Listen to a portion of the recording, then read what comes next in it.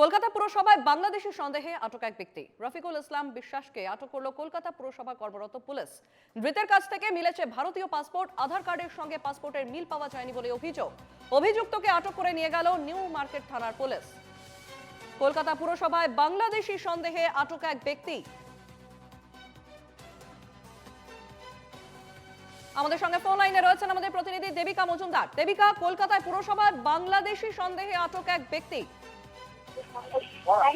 কলকাতা পুরসভায় আটক করা হয় ওই সন্দেহভাজনকে। আটক করে কলকাতা পুরসভায় কর্মরত পুলিশ এবং আটক করে জিজ্ঞাসাবাদ করা হয় সন্দেহভাজন রফিকুল ইসলাম বিশ্বাসকে। এবং আমরা জানতে পারছি ইতিমধ্যেই রফিকুল ইসলাম বিশ্বাসকে গ্রেফতার করা হয়েছে। আগামীকাল তাকে আদালতে তোলা হবে এবং তার কাছ থেকে ভারতীয় পাসপোর্ট পাওয়া গেছে বলে জানা যাচ্ছে এবং তিনি বাংলাদেশি বলে তাকে ফাঁসানোর চেষ্টা করা হচ্ছে বলে অভিযোগ রয়েছে। সন্দেহভাজনে তাকে আটক করে রেখেছে পুলিশ ফোর্স।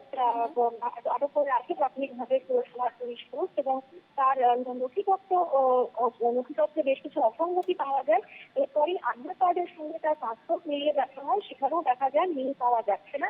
এরপরে নিউ মার্কেট থানায় খবর দেওয়া হয় এবং তাকে আটক করে নিয়ে যায় নিউ মার্কেট থানার পুলিশ এবং ইতিমধ্যেই শেষ পাওয়া খবর অনুযায়ী রফিকুল ইসলামকে গ্রেফতার করা হয়েছে এবং আগামীকাল তাকে আদালতে তোলা হবে।